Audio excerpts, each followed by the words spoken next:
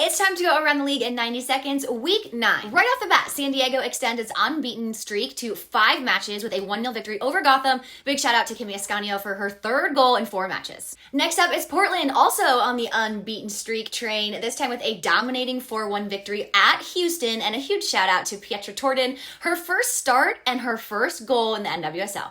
Undeniably, the biggest match of the weekend did not disappoint. That's Kansas City at Orlando. It was a tight 90 minutes, and Temwa Chawinga was the difference maker, getting Kansas City on the board 1-0 in the 52nd minute. And then Kansas City watched Alana Cook leave the match, Debinha leave the match, and Chawinga ultimately leave the match.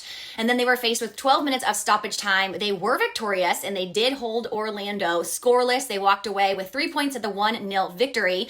However, news out of Kansas City, Alana Cook has sustained a long-term injury. Debinha has sustained an injury that is not long-term. However, she will likely be out until about the summer. And Temwa Chawinga was being evaluated today, Tuesday, to determine when and if she could return. So prayers to all 3 players during this time. Louisville fell to Seattle Reign after controlling most of the match, even getting off 20 shots. But it was rookie Maddie Darlene of Seattle Reign who walked away with the game-winning goal in this 1-0 victory for Seattle. North Carolina skirted by Chicago thanks to a second-half brace from Manaka Metsukubo. Ludmila of Chicago tested goalkeeper Casey Murphy multiple times, but Murphy made 4 big saves and ultimately came away with a clean sheet. It was an unexpected thriller between Washington and Utah that actually ended in a 3-3 draw. It was a wild first half that featured 5 goals, and in the second half we saw a monster save from Mandy McGlenn on an Ashley Hatch penalty, spoiling her previously perfect 11-4-11 penalty streak. And then in stoppage time, it was Casey Kruger who finished the match with a stunning header goal, leveling the score and making sure her team took home a point. Well, California knows how to party. Bay FC versus Angel City was anything but bland. Bay FC went up early, Penelope Hocking getting on the board, followed quickly